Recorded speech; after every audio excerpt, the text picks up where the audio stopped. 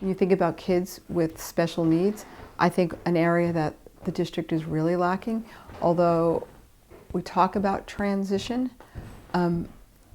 there are so many things that the families are unaware of that are massively important, that schools with these strands of kids with severe special needs could work at. So for example, if you have a child on the spectrum and your child has limited sort of functional capacities, when that child turns 18, you no longer have any access to their information because of HIPAA and privacy laws.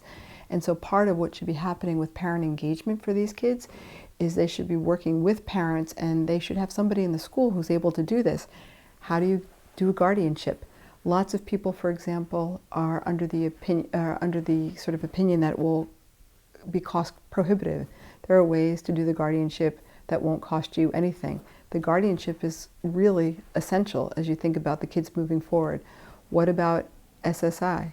What about, for example, the success link? Do parents of kids with special needs know that even though it says for kids in the city of Boston 15 to 18, if your child has some kind of differing ability and is going to be into school till 22, you can get a dispensation so that child can work over the summer. Do you even know that your child can't be discriminated against and could work somewhere over the summer where they could then build community?